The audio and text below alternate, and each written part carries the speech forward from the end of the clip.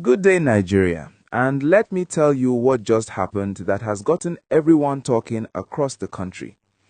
The Nigerian Senate has rejected the proposal for real-time electronic transmission of election results, and this decision is already causing serious waves in our political space. Now, before you start wondering what this means for you and me, let me break down exactly what went down and why this matters so much for our democracy. Just yesterday, on February 4th, 2026, the Senate chamber became the center of heated debate when lawmakers voted against amendments that would have allowed the Independent National Electoral Commission to transmit election results directly from polling units to a central server in real time.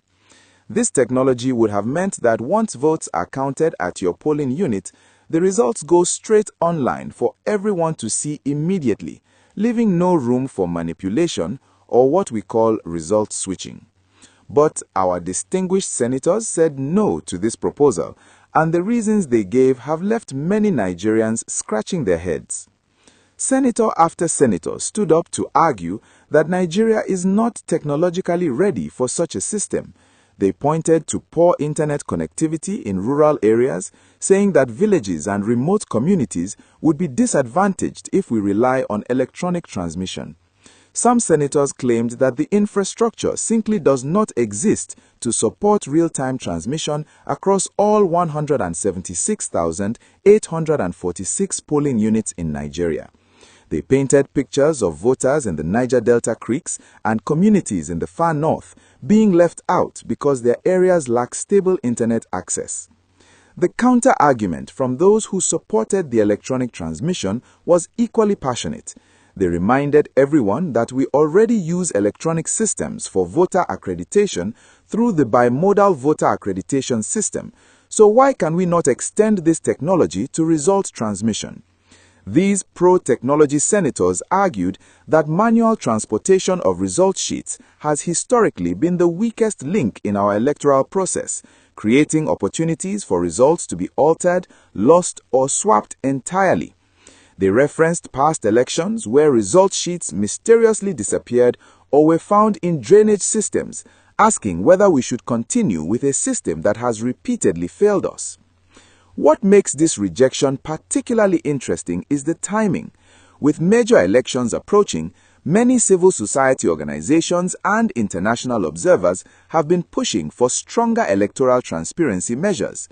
The electronic transmission of results was seen as one of the most important reforms that could reduce electoral fraud and increase public confidence in our democratic process.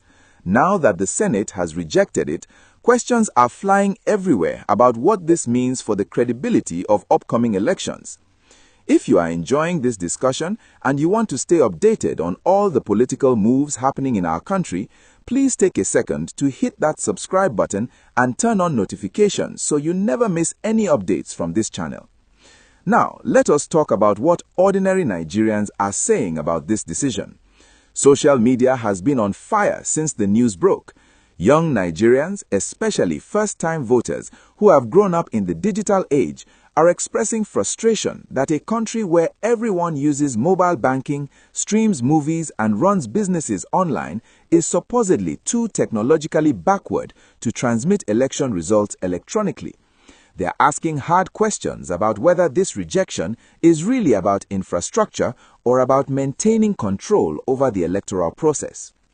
Opposition parties have already issued statements condemning the Senate's decision, calling it a step backward for democracy and transparency. They argue that without real-time transmission, there is no accountability for what happens to result sheets between the time they leave polling units and when they arrive at collation centers. The ruling party, on the other hand, has defended the decision, saying it protects the integrity of elections by preventing potential hacking and cyber manipulation of results.